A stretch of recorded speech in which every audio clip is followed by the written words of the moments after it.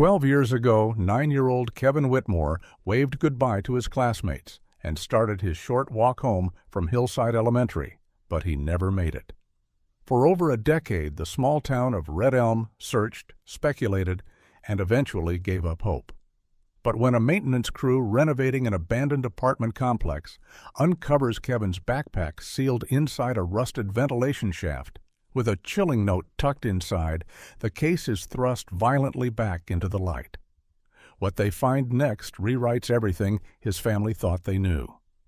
The final bell rang at Hillside Elementary, and Kevin Whitmore burst through the doors like he always did, backpack bouncing against his small frame, jacket sleeves half dragging over his hands. It was March, and the cold still clung to the air in Red Elm, but Kevin didn't seem to notice. He waved goodbye to Mrs. Kelly, his fourth-grade teacher, and exchanged playful shoves with Jacob and Eli, the two boys who walked part of the same route before splitting off down Maple Avenue. "See you tomorrow," Kevin called out, his voice bright and carefree. The street was familiar. Every mailbox and fence post felt like part of a game board he'd memorized, where he'd pause to check for loose rocks, where the neighbor's cat liked to sun itself in the driveway, where old Mr. Jervis's oak tree always dropped acorns he loved to collect. He'd done this walk hundreds of times. 8 blocks, a left at Pine, a right at Westmont, then straight down to the yellow house with the white shutters and a crooked welcome mat.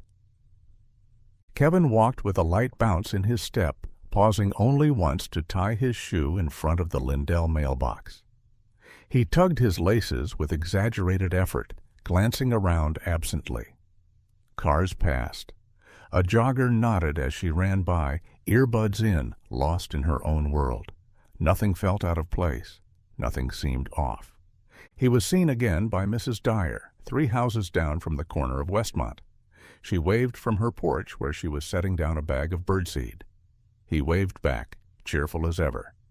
That was 3:17 p.m., according to the timestamp on her Ring camera footage. Kevin never made it past the next intersection. His home was 2 blocks away. No cameras caught his face again. No neighbor recalled hearing a struggle. No dog barked. He didn't scream. There was no sound. It was as though the sidewalk itself had opened and swallowed him. At 3:42 p.m., Rachel Whitmore stood by the front window, confused. Kevin was never late, not without calling, not without a reason. By 4:05 p.m., she was outside in her slippers, scanning the street. By 4:22 p.m., Mark had left work early, tires screeching into the driveway. At 5:07 p.m., Kevin's name was officially entered into the missing persons registry. It had taken exactly 50 minutes for the entire town of Red Elm to shift from routine to nightmare. 1 minute, a boy was walking home under a pale afternoon sky. The next, he was gone. No struggle, no sound, just gone. The news hit Red Elm like a thunderclap. By nightfall, the quiet town, so small it only had 1 grocery store and a single blinking traffic light, was a hive of panic and speculation. Kevin Whitmore was missing. A 4th grader. A neighborhood kid. One of their own. At first, there was disbelief. People assumed he'd wandered off, maybe gotten distracted by a lost dog or a treehouse in someone's yard. It was spring break next week. Maybe he'd run off early, gone to a friend's house without telling anyone. But when the sky darkened and Rachel stood sobbing in her driveway, her hands trembling as she clutched a school photo of Kevin, those early rationalizations began to rot away. The police arrived within an hour. Officer Tierney, who'd once been Kevin's t-ball coach, was the first on the scene. He couldn't look Rachel in the eyes. He took her statement slowly, his voice too calm, too practiced for a town not used to tragedy. By then, Mark had returned and was already canvassing the neighborhood, knocking on doors, shouting his son's name into bushes and backyards. That night, porch lights flicked on all across Red Elm, and flashlights bobbed through the woods at the edge of town. Dozens of people joined the search without being asked. Parents, teachers, teenagers with guilt-laced stares, remembering all the times they'd ignored the little kids on the playground. They checked ditches, crawl spaces, garages, and storm drains. By morning, the county sheriff had declared a formal search effort. Drones were launched, bloodhounds brought in. They traced Kevin's scent to a patch of sidewalk on Westmont Street. And then, nothing. As if his trail had been cut off by the wind itself. Volunteers arrived from nearby towns. Flyers went up in gas stations, schools, post offices. The local news set up a camera in front of Hillside Elementary, broadcasting live interviews with Kevin's classmates. A small table filled with candles and stuffed animals appeared outside the school's main entrance by the second afternoon. Kevin's fourth-grade class was dismissed indefinitely. Rachel stopped sleeping. Mark stopped shaving. The house filled with detectives, theories, the sound of unanswered phones. For the first time in memory, Red Elm locked its doors. Children weren't allowed to walk alone. Parents clutched their kids' hands like lifelines. In a town where nothing bad ever happened, the disappearance of one boy shattered the illusion of safety forever. And though no one said it out loud, a cold, invisible fear settled over Red Elm. Because if Kevin could vanish without a trace, then anyone could. The first tip came before sunrise on the second day. A gas station clerk in the next county swore he'd seen a boy matching Kevin's description wandering the edge of the lot, wearing a gray hoodie and looking dazed. Officers were dispatched immediately. They combed the nearby woods and drainage ditches, knocking on doors, reviewing grainy surveillance footage. But when they found the boy in question, he was 11, not 9, and not Kevin. He was skipping school and scared out of his mind. It didn't matter. The calls kept coming. Someone thought they saw Kevin at a fast food restaurant 2 towns over. Another claimed he was at the mall food court with a man in a red flannel jacket. A jogger swore she heard crying near the old water tower. A farmer said he found a child's shoe near his field, size 3, blue laces, like the ones Kevin wore. The shoe turned out to belong to a girl who'd lost it during a family picnic the previous summer. Each tip ignited hope, a small flicker in the suffocating dark. And each one ended the same, nowhere. After a week, the hope started to curdle. Mark began questioning the police, accusing them of wasting time chasing shadows. Rachel took to social media, posting pleas and grainy photos of Kevin's missing poster, her words increasingly frayed at the edges. Friends who had brought casseroles and hugs now stayed quiet, unsure what to say, afraid of saying the wrong thing. And Red Elm, for all its unity in those first frantic hours, began to crack. Whispers spread like wildfire. Had anyone checked the Whitmore's basement? Why wasn't the school doing more? Had a teacher been acting strange? Maybe it was someone from out of town, someone who drove in and out unnoticed. Or maybe it was someone closer. A few eyes turned to Mr. Radley, the quiet widower who lived 2 blocks over and collected newspapers even on Sundays. He'd once yelled at Kevin and his friends for cutting through his yard. Someone remembered hearing strange sounds coming from his garage. When police searched his home and found nothing but dust and taxidermy, the rumors just moved on. Suspicions leapt from one face to another like sparks in dry grass. And still, Kevin was nowhere. By the end of the second week, the tip line had grown quiet. The reward money had been raised and announced. But the urgency that once lit the town had dulled to a persistent ache. No note, no clothing, no sound. Just Kevin's absence, stretching longer with every hour. At first, Rachel and Mark moved through the storm together, side by side at press conferences, hand in hand at prayer vigils, taking turns answering the phone each time it rang with a new possibility. A lead, a sighting, a stranger who thought they'd seen Kevin in a gas station restroom 3 states away. They barely slept, barely spoke. Everything they did revolved around the shape of their son's absence. But grief is a strange thing. It doesn't always bind people. Sometimes it splits them apart with surgical precision. Rachel buried herself in movement. She reorganized Kevin's closet a dozen times, each item folded and refolded like a ritual. She printed new flyers every morning, changing the font, adjusting the photo, adding new phone numbers, and posted them on telephone poles that already bore a half-dozen layers of weathered copies.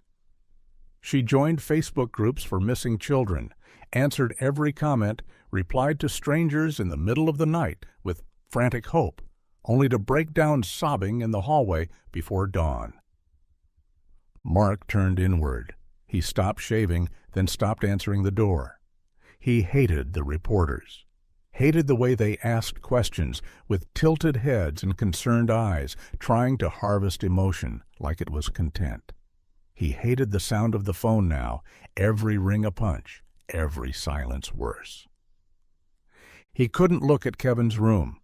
He started sleeping on the couch, then in the garage. The quiet there was thicker, harder to puncture. They fought quietly at first, sharp words behind closed doors, brittle with exhaustion. But by the third week, it had shifted. Arguments bled into the living room, into phone calls, into whispers that carried out through open windows. Mark blamed Rachel for not being home earlier. Rachel accused Mark of giving up.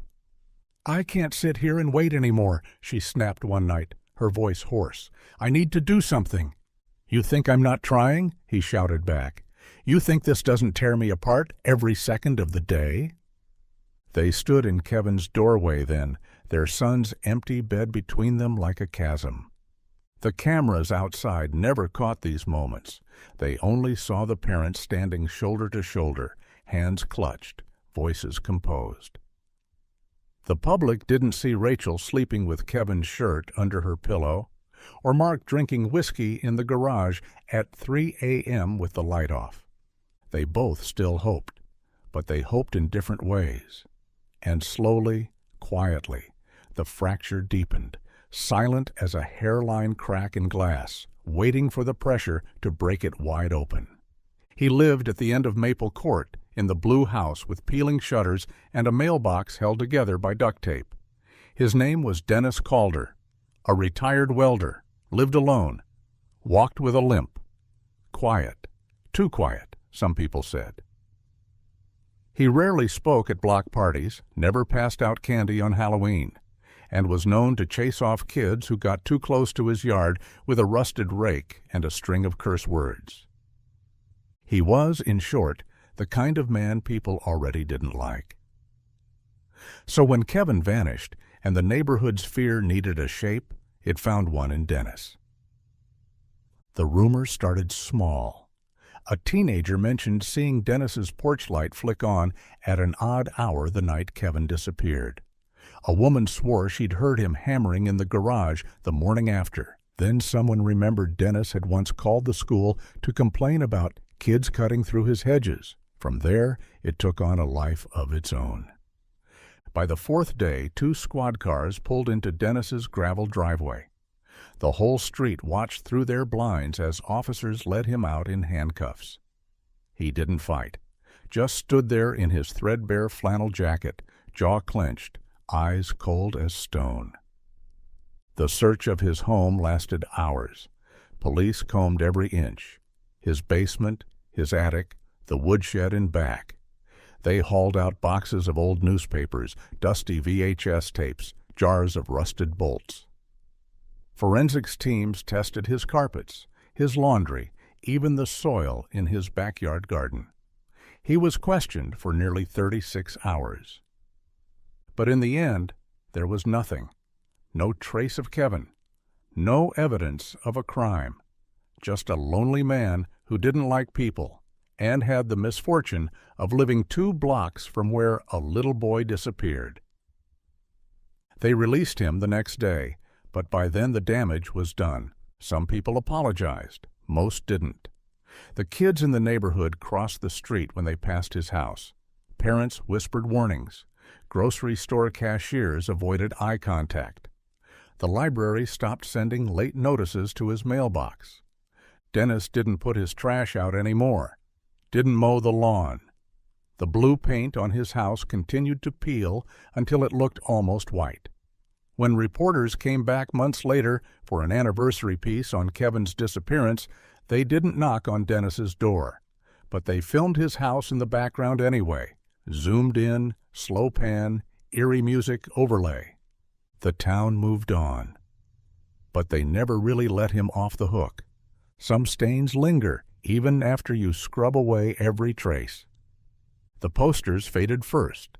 Rain warped the paper, sun bleached Kevin's smiling face until it looked ghost-like. Eyes too pale, hair the wrong shade of blonde.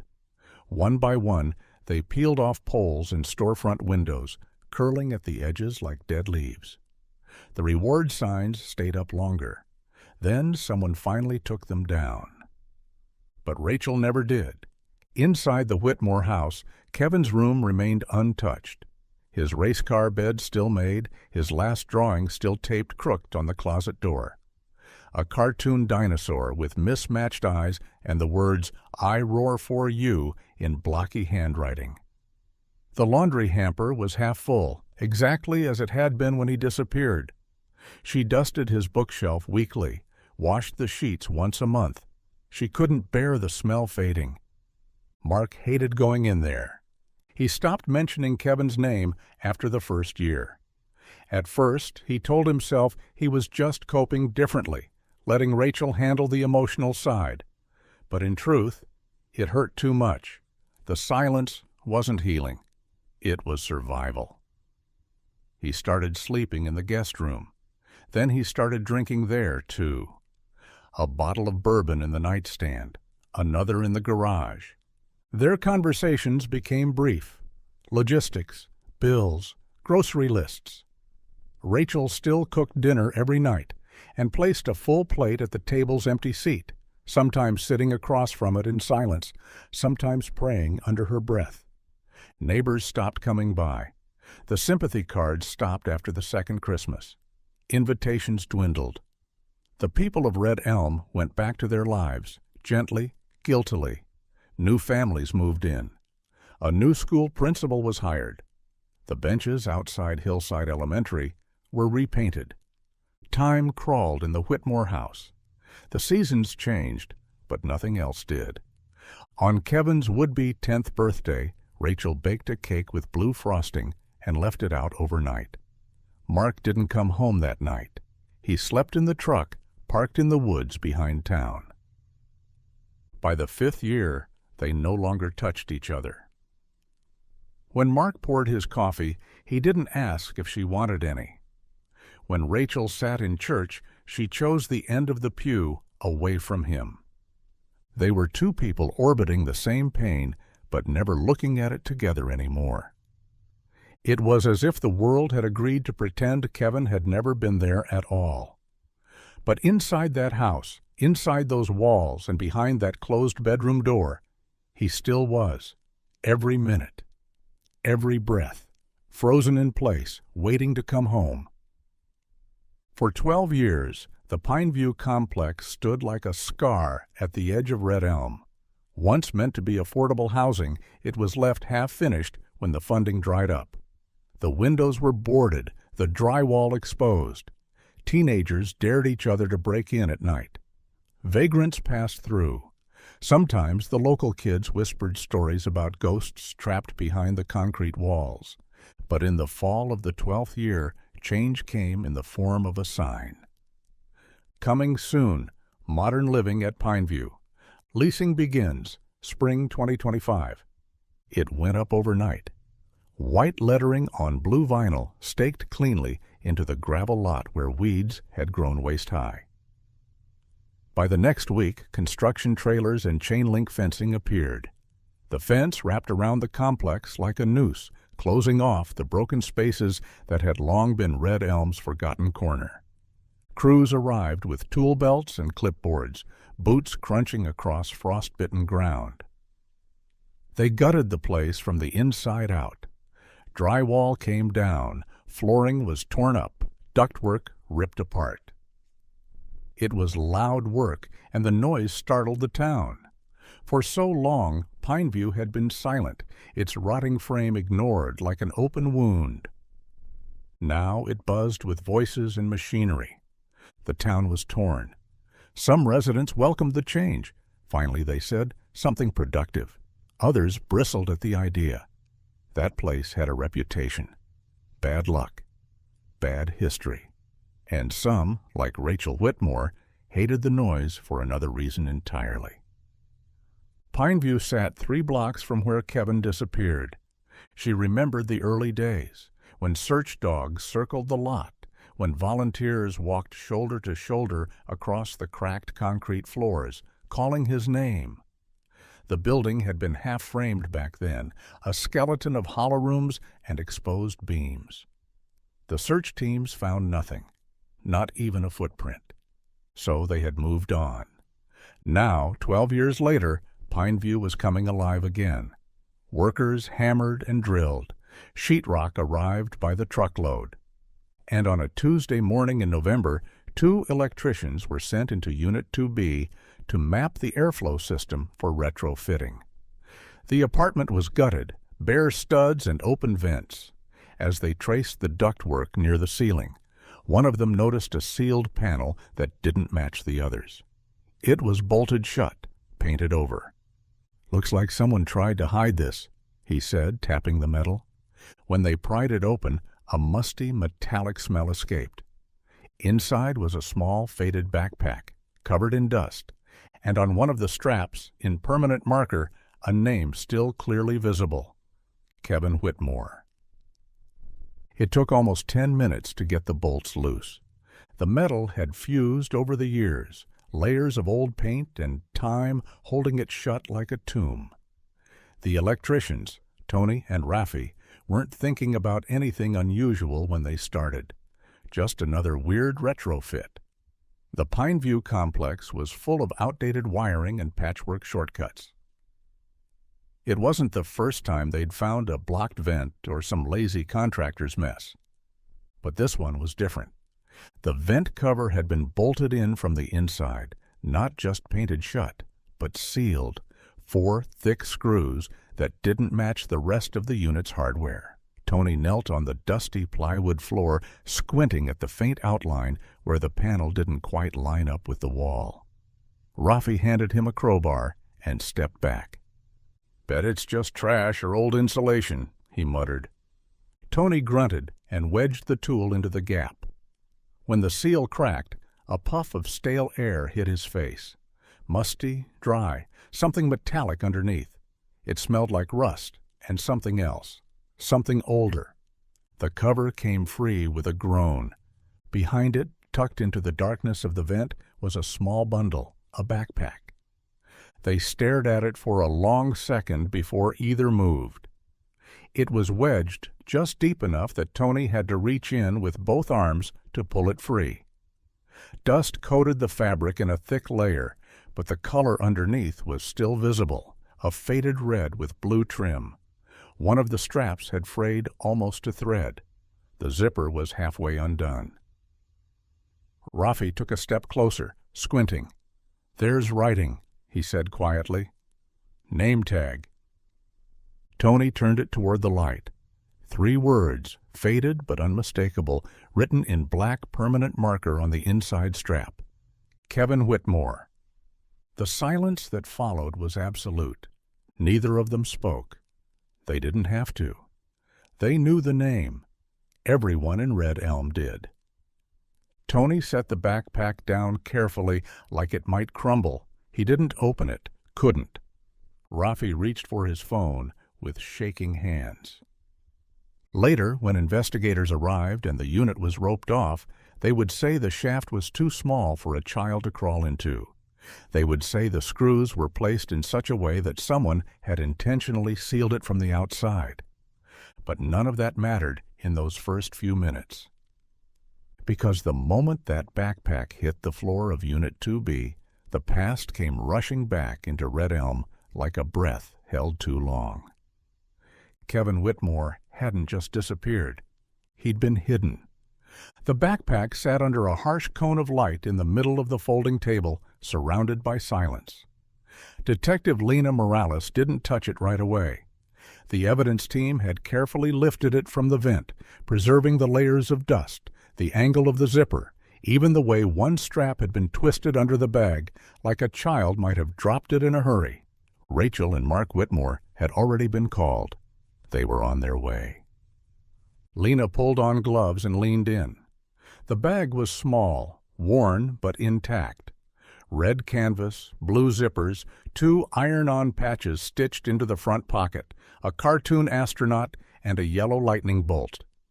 The same ones from the photo Rachel had given police all those years ago. Kevin had picked them out himself, she'd said, grinning with the gap in his front teeth, proud of the backpack that made him look like the big kids. This was no replica. This was Kevin's. She unzipped the main compartment slowly, letting the sound stretch into the still air. Inside were a few crumpled worksheets, math problems in Kevin's pencil scrawl, a broken green crayon, the corner of a granola bar still in its wrapper. There was also a library book, swollen and warped from time and damp. A wrinkle in time. But wedged deep inside the side pouch was something else, a folded piece of notebook paper, yellowed and stiff, like it had been handled too many times by 2 small hands. Lena unfolded it gently. The handwriting was unmistakably a child's. Uneven lines, certain letters backwards, some words misspelled. The pencil had smudged in places, but the message was still legible. My name is Kevin Whitmore. I don't know what day it is. I don't know where I am. The man said I have to be good or I won't get food. Please help me. Please. I'm still here. Lena stared at the note, her heart pounding in her throat. It wasn't dated. There was no second page. But there were 5 fingerprints on the paper, small and faint, like the pressure of a desperate grip. Behind her, someone gasped. One of the forensics techs had leaned too close and read over her shoulder. He backed away, as if he'd seen something he shouldn't have. Lena set the note beside the backpack and stepped back. This wasn't just a remnant. It was a voice, a whisper from the past that had somehow survived time and silence and walls. Kevin hadn't just vanished. He had written this. He had waited. By the time Rachel and Mark arrived at the station, the evidence room had gone still. The chaos from earlier, the barking orders, the clatter of equipment, the radio static, had been replaced by a reverent kind of silence. Detective Morales met them at the door. She didn't say much, just guided them down the hallway with a quiet, heavy patience, like she was walking them through a funeral procession. Mark's eyes scanned every door. Rachel walked with her arms wrapped tightly around her torso, as if trying to hold herself together from the inside out. The backpack was still on the table when they entered, the note beside it, unfolded, smooth flat inside a plastic evidence sleeve. Rachel stopped moving. She didn't reach for it, didn't speak. Her breath caught in her throat and stayed there, suspended like a held scream. Mark took a step forward, leaned in to read the faint pencil scrawl. His hand trembled. "I'm still here. Please help me." 5 words, shaky, uneven, and devastating. Rachel moved at last, her fingers brushing the sleeve as if she could feel him in the fibers of the paper. "That's his handwriting," she whispered, and her voice cracked around the truth of it. "He wrote that. That's Kevin." No one needed to confirm it. The room held its breath as the 2 of them stared at the words their son had written in fear, in darkness, in desperation. They had begged the universe for a sign, a sound, anything. And now, 12 years too late, it had come. Mark sank into the nearest chair, his head in his hands. "He was alive," he said softly, more to himself than anyone else. He was alive long enough to write that. Rachel didn't sit. Her eyes burned, but she didn't cry. Not yet. Instead, she asked the question no one wanted to answer. What does it mean? Where was he? Who had him? And why? Why would someone hide this for 12 years? Detective Morales didn't have answers. Not yet. Only more questions. The note had reignited what the town had buried. Phones rang. Reporters descended. Old neighbors were called back in for fresh interviews.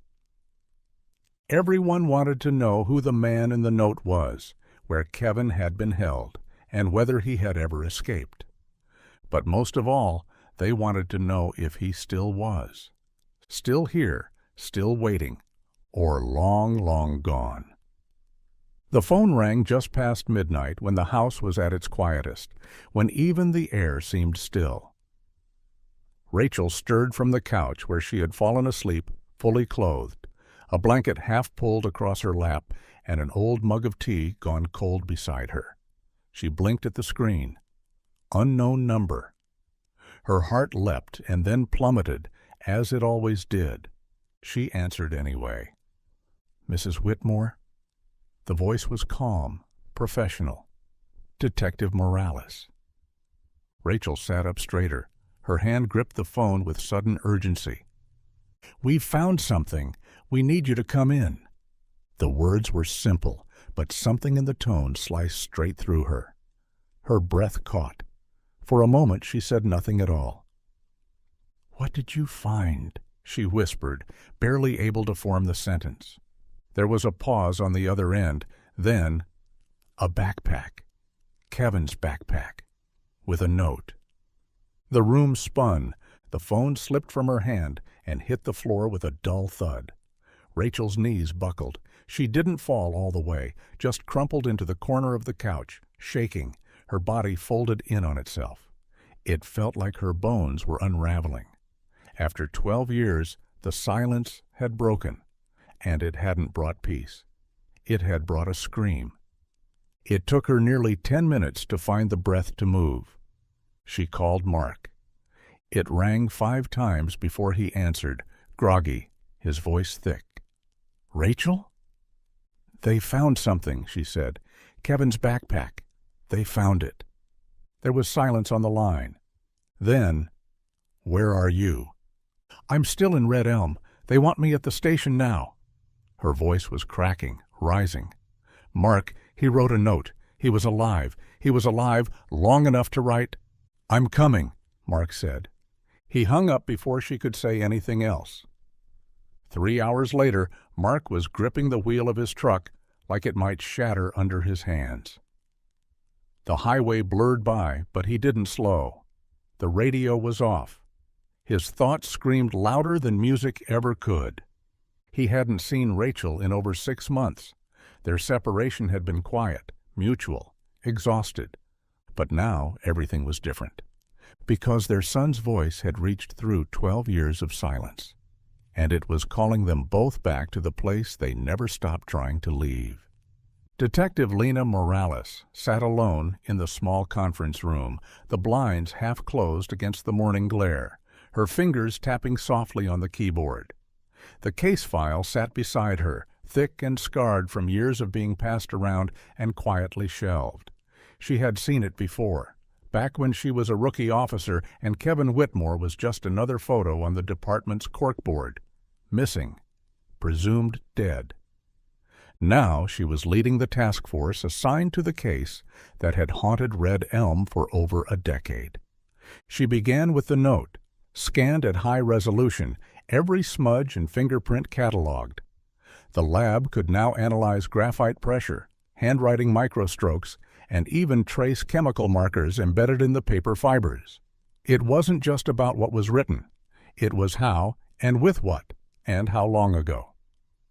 The print lifted from the corner of the page matched Kevin's right index finger from his old school file, a perfect match. But it was the other smudges, older, larger, that had her attention. Latent prints, partials. They ran them all through the national database. No hits. But the technology itself was miles ahead of what existed in 2013, when the original investigation relied on grainy CCTV, phone call logs, and handwritten reports. Now there were algorithms that could analyze movement patterns from surveillance footage, even enhance old video with AI-assisted reconstruction.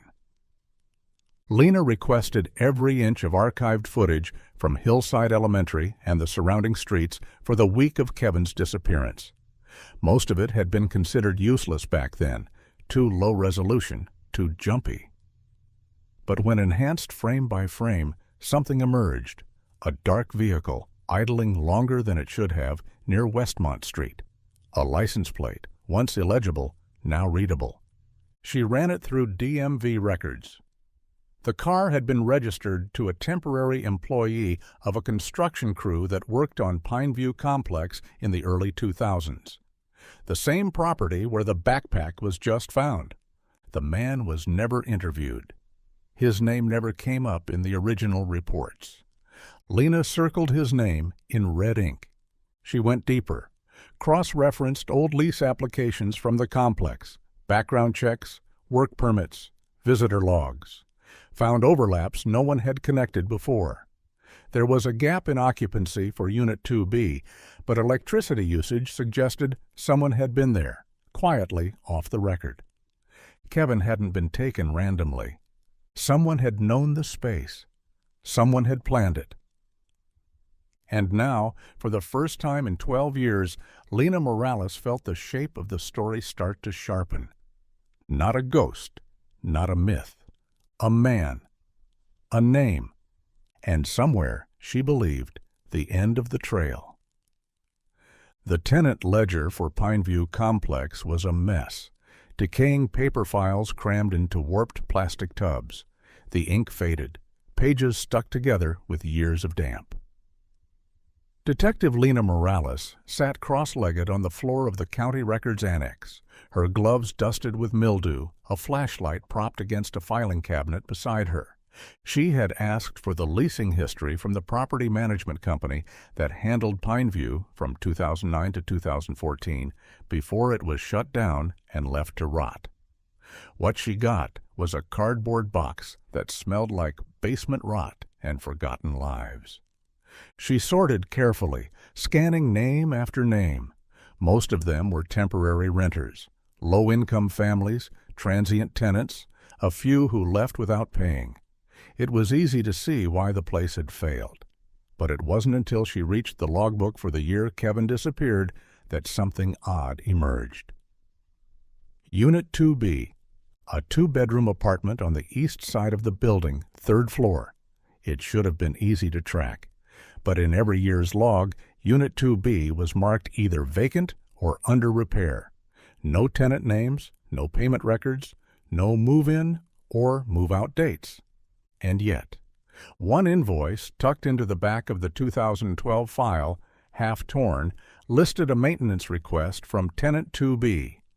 The handwriting was careful, almost too neat. The request was vague. Clogged vent, won't close properly. The form was unsigned, but the handwriting didn't match the property manager's initials.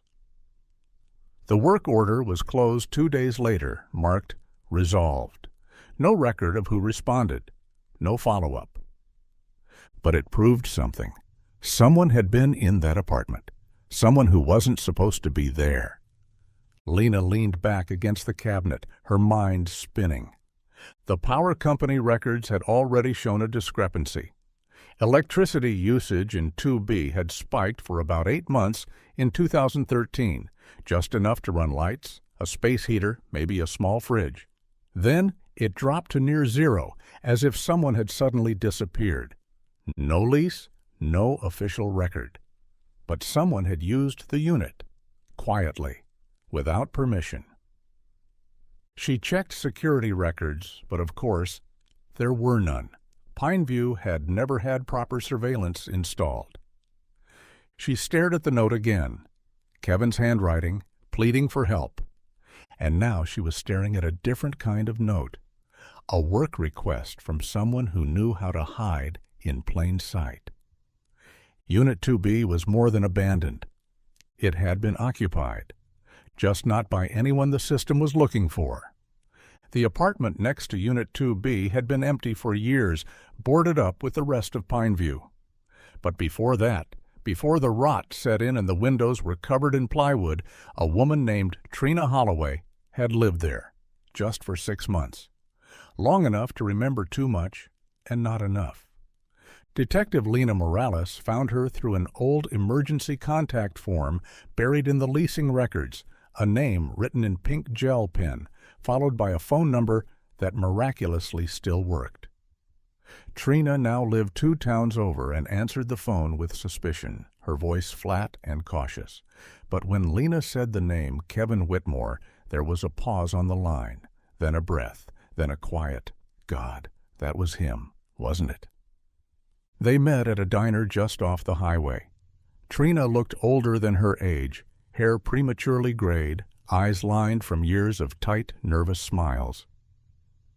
She stirred her coffee constantly, even when she wasn't drinking it.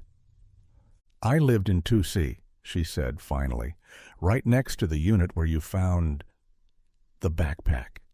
She swallowed hard. There was always something weird about that apartment.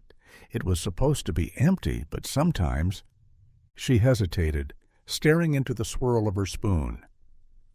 "I'd hear noises.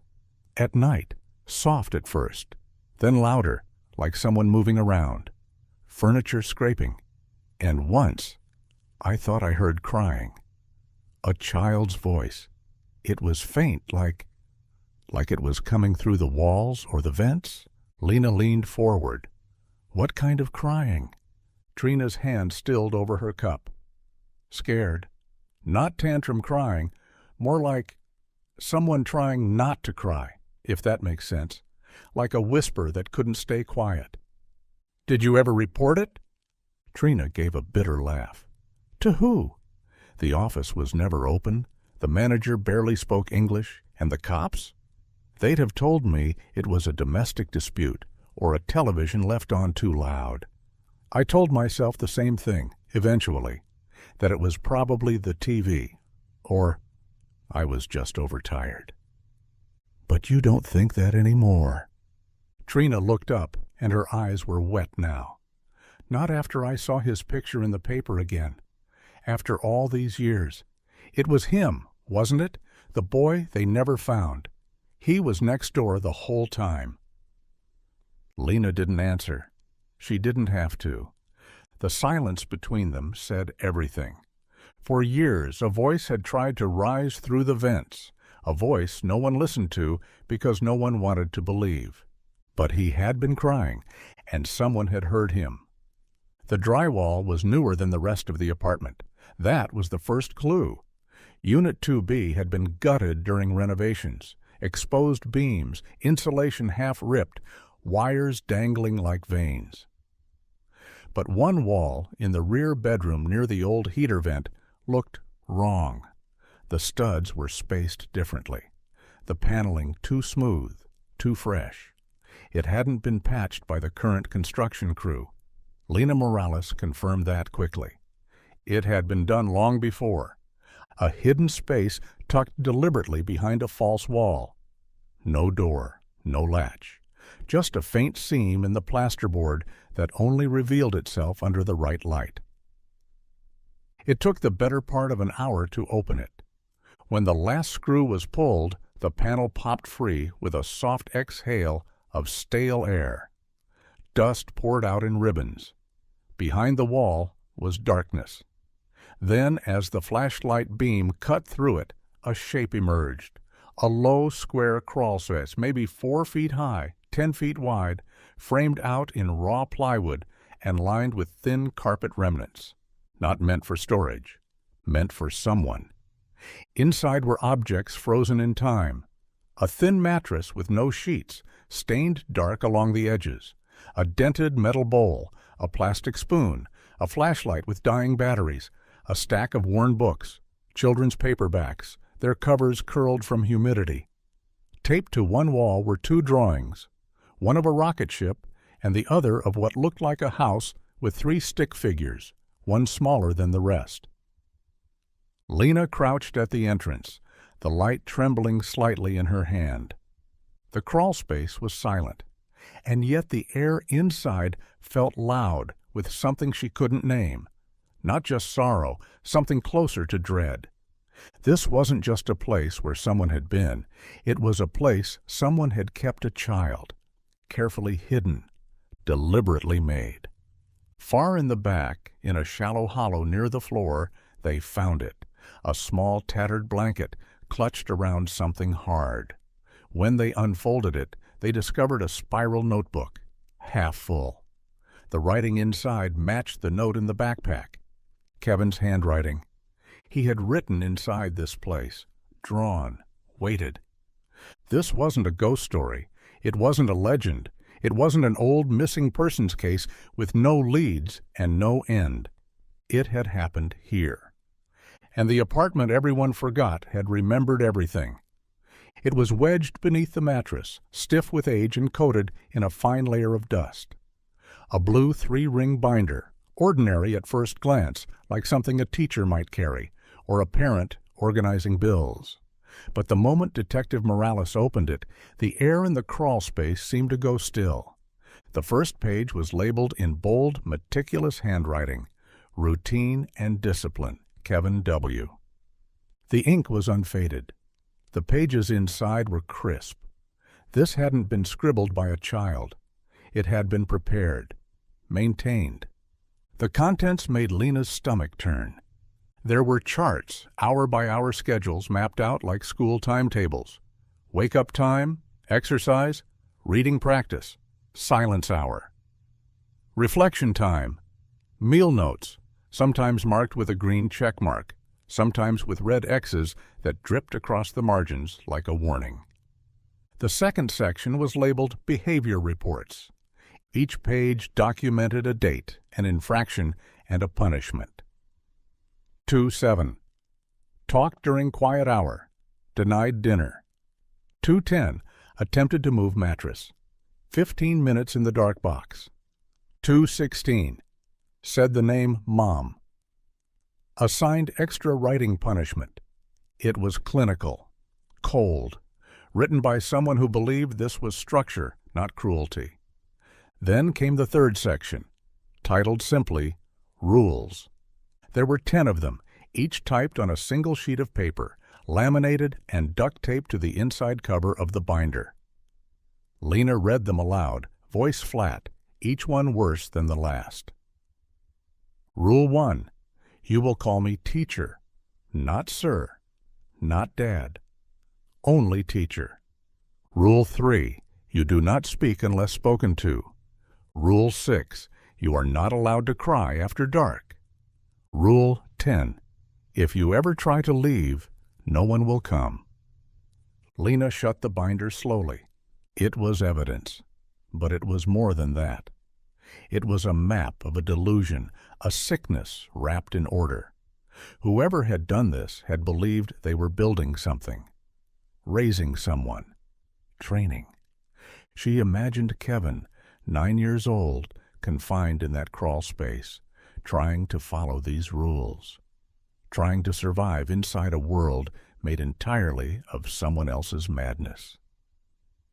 The notebook found with the blanket contained Kevin's attempts to rewrite the rules in his own hand, crossed-out versions, edits like a child bargaining with a god. One page read simply, "If I learn fast enough, can I go home?" Lena looked around the narrow space. No windows, no lock, no light, just lists, silence, and the slow grind of days counted by punishments. This hadn't been a room. It had been a prison designed by someone who thought they were a parent. The name surfaced like something half-remembered from a bad dream. George Hobb. He'd been the janitor at Pineview before it shut down, a quiet man with a crooked gait and nicotine-stained fingers who was said to have keys to every door and a habit of letting himself in without knocking. Back then, most people barely noticed him. He fixed things that broke, cleared out trash when tenants moved in a rush, changed filters, kept to himself. But now, over a decade later, his name echoed in the hallways of the Red Elm Police Department. Whispered, questioned, remembered. Detective Morales found him listed on an old payroll form, address long outdated, phone number disconnected. But after a few calls, she learned that George Hobb was still alive, just barely. He was dying in a hospice facility 40 minutes away, lungs wrecked by years of smoking, mind sliding in and out of clarity. The nurse on the line told Lena not to expect much. He wasn't lucid most days. But Lena went anyway. The room smelled faintly of antiseptic and something older, deeper. George lay curled in the bed, his face sunken, white stubble shadowing his jaw. He stared at the ceiling like it might shift and open up. Lena pulled up a chair. She didn't start with questions. She started with a photo of Kevin. George didn't look at it at first, but then, slowly, his eyes flicked down. His lips pressed together. Something behind his gaze stirred, like an old drawer opening after years of rust. "You worked at Pineview," Lena said gently. "You had keys. All the units." George didn't speak, but his fingers twitched. She placed a second photo on the blanket. The binder. He stared at it, and then, softly, so faint she barely caught it, he said, "Wasn't supposed to be in 2B. Told them that. It was off limits." "Who, George?" she asked quietly. "Who was in 2B?" He blinked slowly. Then, as if gathering breath from the center of his chest, he whispered. "He said the boy was his nephew. Said it was just temporary. I thought he paid me to keep it quiet." Lena leaned in. "What was his name?" George closed his eyes. A tear slipped down the side of his face. "I didn't know," he said. "I didn't want to know." And then he turned his face to the wall. Lena sat there for a long time after that, the silence heavy and dense. The man who had once carried keys to every lock in Pineview had never opened the one door that mattered most. They found it tucked behind the plywood panel in what had once been a closet. Unit 2B was still crawling with forensic techs when one of them knocked gently on the door of the mobile command van, holding a dust-covered shoebox like it contained something volatile. Inside, beneath a bundle of newspaper clippings and a cracked Polaroid camera, was a single VHS tape in a black sleeve. Someone had written on the label in blocky black marker, "Training, Kevin." Detective Morales stared at it for a long time before reaching for the evidence bag. They had to find a player. No one used VHS anymore. It took 3 hours and a favor from a neighboring department's archives to track one down. The old machine was wheeled into the viewing room like a relic, its plastic casing yellowed with age. Lena sat alone when she hit play. She didn't want a room full of observers. Whatever this was, it was going to be worse than the binder. She could already feel it. The tape flickered to life with a burst of static. The picture rolled, then steadied. It opened on a small, dimly lit space, the crawl space. The camera had been placed on a low tripod, aimed directly at a child-sized mattress. Kevin sat cross-legged, wearing the same shirt seen in the missing poster. His face was thinner, cheeks hollowed just slightly, but unmistakable. 9 years old, eyes too wide, too alert. A man's voice came from behind the camera. Calm. Even. "Rule number 1, Kevin." Kevin hesitated, then answered in a monotone, as if reciting from memory. "I call you teacher." "Good. Now sit up straighter." The next 10 minutes were a slow, awful descent. The voice giving instructions, Kevin repeating phrases, forced smiles, quiet tears that he wiped quickly, like he'd been taught not to let them be seen. Then came the punishment drills. The camera didn't turn off. It captured everything. The scolding, the silence, the moment Kevin was told to sit in the dark box for fidgeting. a small wooden trunk in the corner of the frame, barely large enough for his legs. "No light tonight," the voice said off camera. "You didn't finish your writing." Kevin didn't argue. He didn't speak at all. He just crawled into the box and pulled the lid down behind him. Lena stopped the tape there. Her hands were shaking. She pressed eject and slid the cassette back into the sleeve. Then she sat, alone, the screen now blank, feeling the shape of something vast and broken rise in her chest. This wasn't training. It was indoctrination, imprisonment, torture, and someone had filmed it, deliberately, as if they thought it mattered that they got it right. The house was silent when Rachel stepped through the front door. She didn't turn on the lights. She didn't need to. The way home was muscle memory. Down the hallway, past the faded photograph of Kevin at age 6, his front tooth missing and his smile wide. The same smile they'd printed on flyers. The same smile she'd seen again in a video that broke her. She stopped outside his room. The door hadn't opened in months. After the separation, she'd stopped going inside. It hurt too much. The not knowing had become its own kind of oxygen, thin, difficult, but survivable. She didn't have that anymore. Rachel turned the knob. The room was exactly as Kevin had left it. The rocket ship sheets, the stuffed dog he named Barkley sitting limp in the corner, crayon drawings still taped to the wall. The clock on his nightstand, blue plastic with glow-in-the-dark numbers, was frozen at 3:12. The battery had died years ago. She'd never replaced it. And now, as she sat on the edge of his bed, her hand brushing against that lifeless clock, she realized why that moment gutted her more than any image, any headline, any video. Because while she and Mark had fallen apart, while the world moved on, while seasons changed, while the town paved roads and planted new trees and made room for new families, Kevin had been here. Not in this room, but close, unbearably close. 3 blocks away. She could trace the path with her eyes.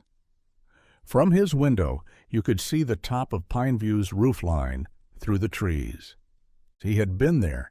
She had driven past it, walked past it.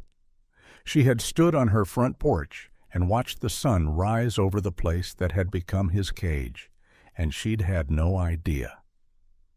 When Mark arrived, he didn't knock. He didn't speak. He walked in through the unlocked door, down the hallway, and into Kevin's room. Rachel didn't look up. He sat beside her, both of them staring at the broken clock, the bed, the silence. "He was so close," Rachel whispered. "I could have screamed, and he might have heard me." Mark's voice cracked. He probably did scream. The weight of it pressed down on them, heavier than the grief that had divided them for so long. Time hadn't just moved on. It had mocked them. A clock stopped at 3:12, a child lost in plain sight, and a family forced to live every minute without knowing he was waiting to be found. The Pineview complex had given up so many secrets already, but the worst one waited beneath the floor. It was an intern with the forensics team who noticed it, just a faint square outline in the concrete near the back wall of the basement, half covered by broken shelving and years of dust. No handle, no hinges visible, just a slightly raised seam in the floor. At first, they thought it was a utility hatch or an old drain. But when they tapped the slab with the butt of a flashlight, it gave off a hollow, muted sound that didn't belong to solid earth. Detective Morales was called immediately. She crouched over the seam, brushing away dirt with the edge of her glove until the faint groove of a trapdoor revealed itself. Metal reinforced, bolted into place long ago, then sealed over with layers of patching compound and paint. Whoever had covered it didn't want it found. It took 3 hours and a hydraulic jack to pry it open. The metal screeched like it hadn't moved in decades. A wave of cold air rose from the darkness below, stale and dry and laced with something bitter beneath the dust.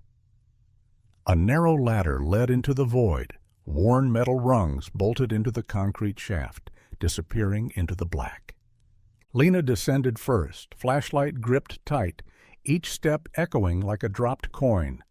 The air grew colder as she went down, the smell sharpening. Mildew, rust, and something faintly organic, like the inside of an old freezer. The space at the bottom wasn't large, 10 feet by 15 maybe. But it was finished. Not like a storage room, like a chamber.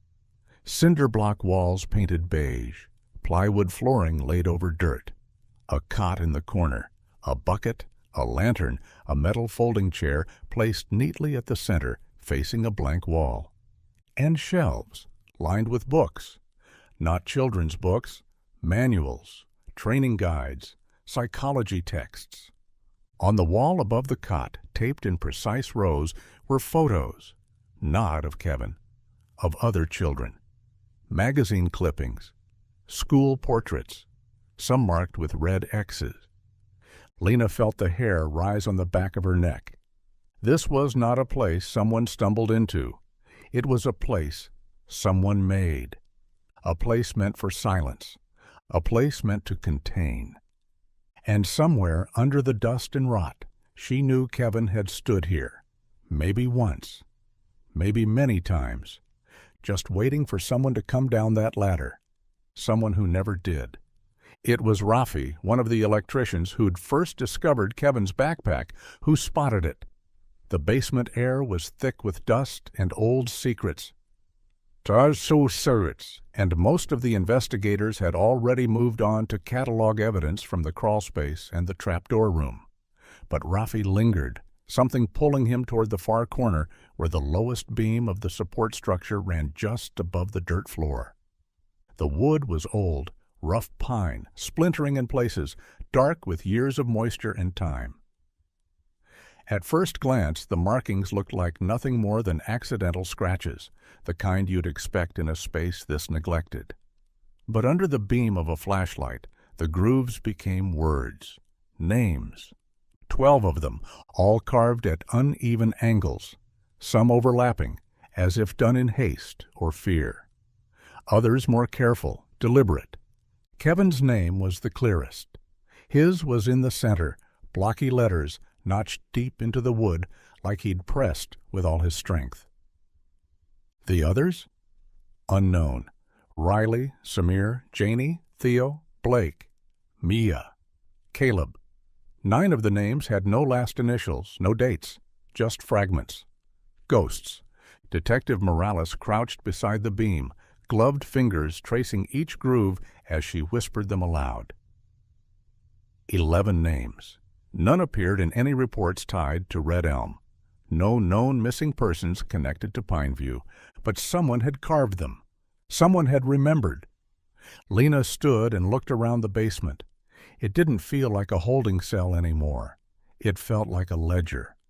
A monument not to those who escaped, but those who didn't. Who had these children been? Were they real or imagined? Training failures? Or worse, forgotten victims whose stories never made it to the surface? She stared at Kevin's name again.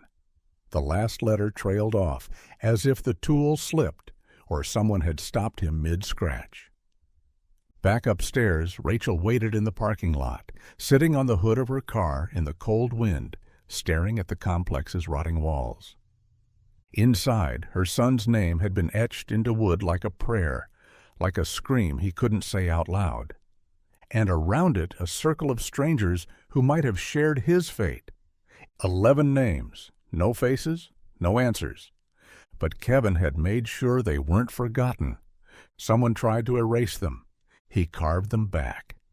The dogs caught the scent just after dawn.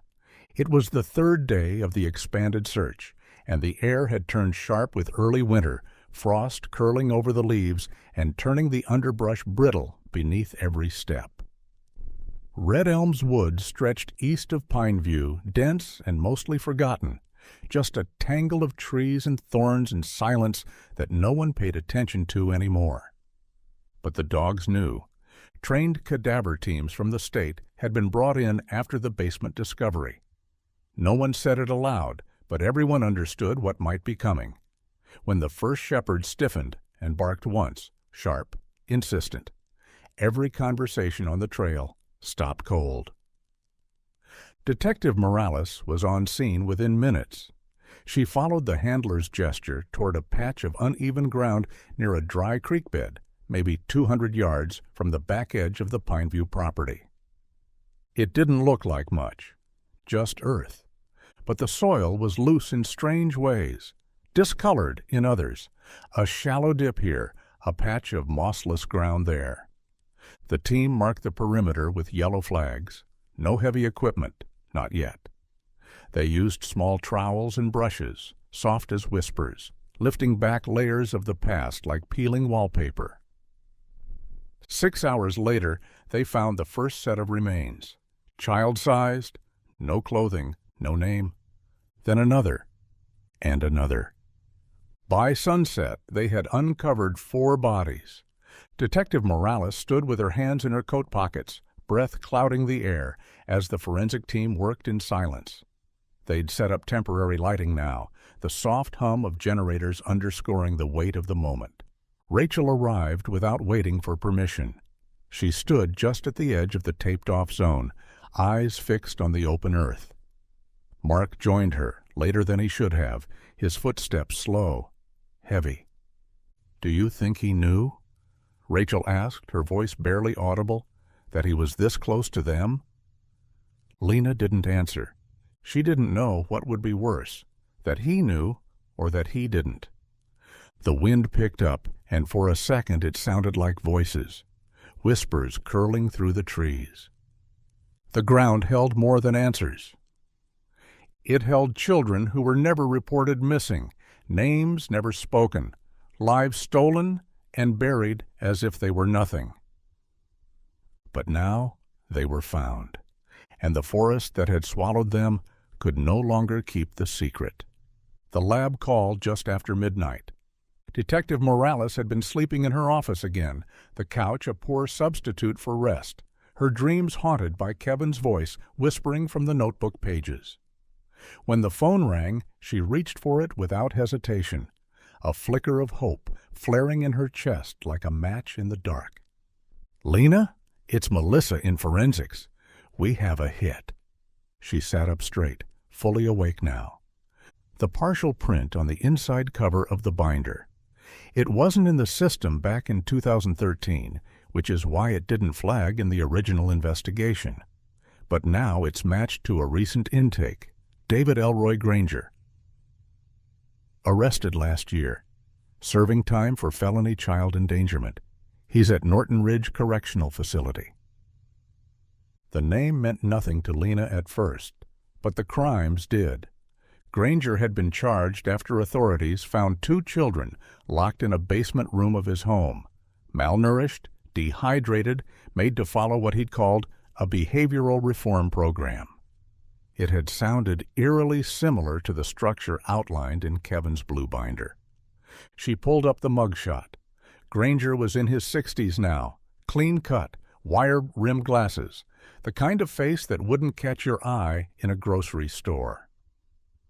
The kind of face that looked ordinary, safe. But monsters never looked the way you expected. Lena printed the photo and stared at it under the flickering light of her desk lamp. He had worked construction in the early 2000s, had done contract maintenance at multiple housing complexes across the county, including, according to a dusty personnel file, Pineview. No red flags, no complaints, no record of misconduct. But now, with that single fingerprint, everything shifted. He had touched the binder, the same binder found hidden in a crawlspace behind a wall where a boy had once slept in silence, following cruel instructions written in neat, printed ink. Kevin had known him, trusted him maybe, obeyed him, feared him. By morning, Lena had filed the transport request. She'd meet Granger face-to-face by the end of the week.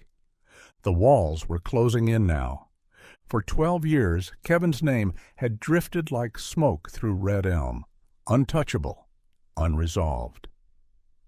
But now there was a name to match it, a handprint burned into the past, a man who had tried to bury the truth beneath rules, silence, and sealed vents.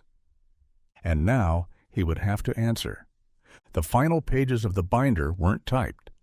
They were handwritten, scrawled in pencil that had faded at the edges from sweat, time, and maybe tears.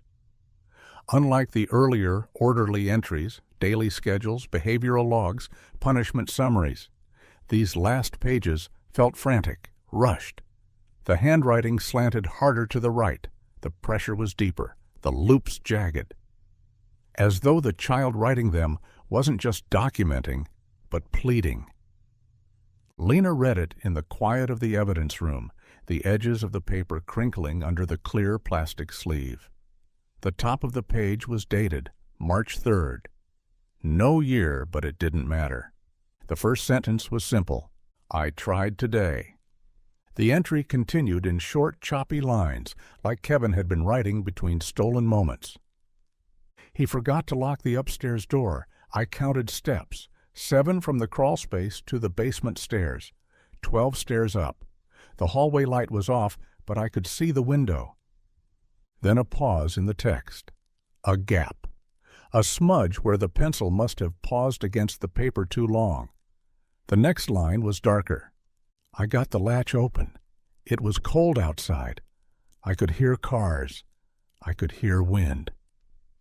There were no cries of joy, no exclamation marks, just facts, observations. A child recording the world like a scientist seeing it for the first time. I ran. I didn't put on shoes. The ground hurt. I got past the dumpster, but he heard me. I didn't get to the trees. The next few lines were harder to read. The graphite had smeared, possibly from a hand sliding over the words. He dragged me back. I screamed. I said I was sorry. I lied and said I'd be better. He said no more chances. He said next time I'd stay in the basement forever. The entry ended abruptly, mid-sentence. If I don't make it out, if someone finds this, please. Nothing after that. No period, no signature, just empty space, as though the words were cut short by footsteps, by a hand pulling the notebook away, or by Kevin's own fear. Lena sat in silence, staring at that last unfinished thought.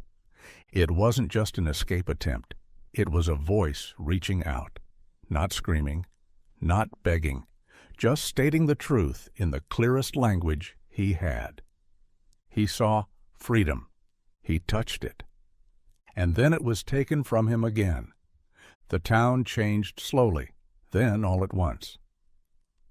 For years, Red Elm had been a place that flinched at Kevin Whitmore's name, a place where silence hung heavier than truth, where playgrounds were quieter, porches less welcoming, and every missing child flyer was a ghost in waiting. Now, after 12 years of not knowing, of whispering and wondering, the truth had finally cracked open, and it stung like salt in a wound left too long to fester. The first vigil came the night after Granger's name hit the news. Candles gathered on the courthouse steps, a dozen at first, then 100. Some people came with photos, others with prayers. No one spoke much. It wasn't a night for speeches. It was a night for standing still, letting the weight of everything settle over their shoulders. Rachel stood near the front, clutching Kevin's school photo like it was still warm. Mark stayed beside her, their hands tangled together for the first time in what felt like lifetimes. They didn't talk about their separation anymore. It didn't matter. Grief had pulled them apart. But now, grief, transformed by knowledge, was bringing them home again. In the days that followed, Pineview was sealed off for good. Crime scene tape fluttered in the wind. Construction was halted indefinitely. Rumors swirled like weather. Other children, other places, other crawl spaces. Forensic teams continued to dig, uncover, catalog. The names carved in the beam were being cross-referenced with old case files across state lines. Some might never be identified. Red Elm tried to return to normal, but it was a different kind of normal now. The school held assemblies on safety, trauma, and recovery.